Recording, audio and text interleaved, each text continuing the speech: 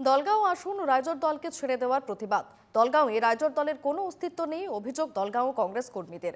খারুপেটিয়া রাজীব ভবনে ধুন্ধুমার পরিস্থিতি, কংগ্রেসের ব্যানার পোস্টারে আগুন দলীয় কর্মীদের। কংগ্রেসে বিরোধী স্লোগানে উত্তপ্ত খারুপেটিয়া।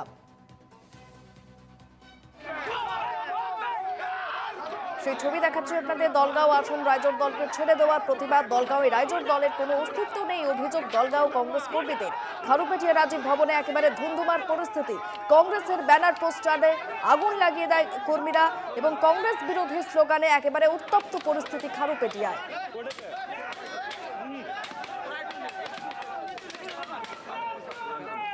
সেই ছবি দেখছেন এই মুহূর্তে, খারুপেটিয়ার ছবি, যেখানে একেবারে ব্যানার পোস্টার ছিঁড়ে ফেলা হচ্ছে এবং সেখানে আগুন পর্যন্ত ধরিয়ে দেওয়া হয় কংগ্রেসের ব্যানার পোস্টারে। দলীয় কর্মীদেরই এই বিক্ষোভ, কংগ্রেস বিরোধী স্লোগানে কার্যত উত্তপ্ত খারুপেটিয়া। খারুপেটিয়া রাজীব ভবনে একেবারে ধুন্ধুমার পরিস্থিতি। দলগাঁও আসন রাইজর দলকে ছেড়ে দেওয়াতেই এই প্রতিবাদ। দলগাঁওয়ে রাইজর দলের কোনো অস্তিত্ব নেই, অভিযোগ দলগাঁও কংগ্রেস কর্মীদের। খারুপেটিয়া রাজীব ভবনে ধুন্ধুমার পরিস্থিতি, কংগ্রেসেরই ব্যানার পোস্টারে আগুন লাগিয়ে দেওয়া হলো। কার্যত উত্তপ্ত পরিস্থিতি খারুপেটিয়াতে।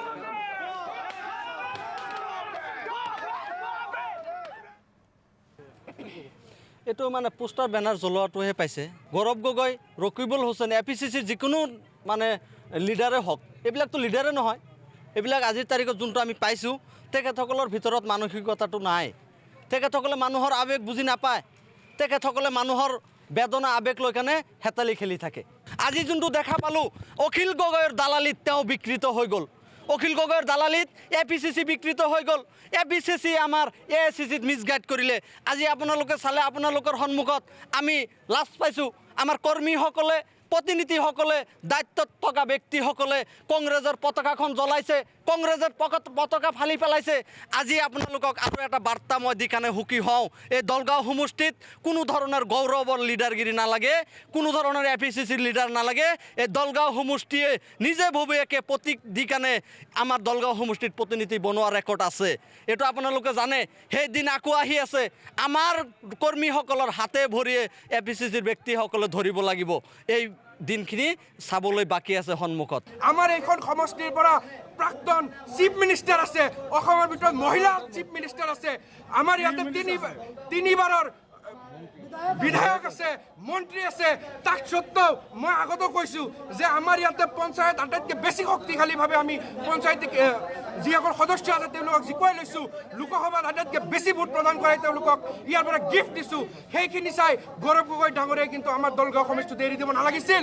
আৰু হয়, অখিল গগৈ ডাঙৰীয়াই যিদৰে আকৰগোচ হৈ কেনে তেওঁলোকে আমাৰ দলগাঁৱৰ চিটটো আমাৰ বুকুৰ ভিতৰৰ পৰা কলিজা যেনেকৈ কাঢ়ি ল'লে, সেইদৰে আমাৰ এই চিটটো যেনেদৰে কাঢ়ি ল'লে অখিল গগৈ ডাঙৰীয়াই প্ৰত্যাহ্বানৰ সন্মুখীন হ'ব। অখিল গগৈ ডাঙৰীয়াই দলগাঁও সমষ্টিৰ ৰাইজৰ অভিশাপ লৈ গোটেই জীৱন বাচি থাকিব লাগিব।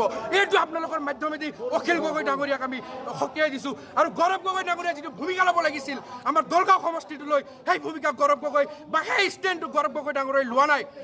ৰকিবুল হুছেইন আমাৰ এই মাইনৰিটিৰ ঠিকা লৈ বহি লগত বহি আছে। পুত্ৰক টিকেট দিব লাগে, ৰকিবুলৰ নিজক টিকেট দিব লাগে, কেতিয়াবা ভনীয়েকৰ নামতো বিচাৰিব। আমাৰ যিমান নামনি অসমৰ যিমান আমাৰ মুছলমান হেৰি সমষ্টি আছে, এইকেইটা ঠিকা লৈ বহি আছে ৰকিবুল হুছেইন। আৰু এটা কথা, গৌৰৱ গগৈ কিন্তু হিমন্ত বিশ্ব শৰ্মাতকৈ অতি ভয়ানক আৰু অতি সাম্প্ৰদায়িক নেতা। গৌৰৱ গগৈ অতি হিমন্ত বিশ্ব শৰ্মাতকৈ আৰু বেছি কমেডিয়ান নেতা। আৰু তেখেতক আমি সকীয়াই দিছোঁ। আমাৰ এই মাইনৰিটিক লৈ খেলা নেখেলিব। যদি খেলে আপোনাক এইটো উত্তৰ 26ত কিন্তু দিয়া হ'ব।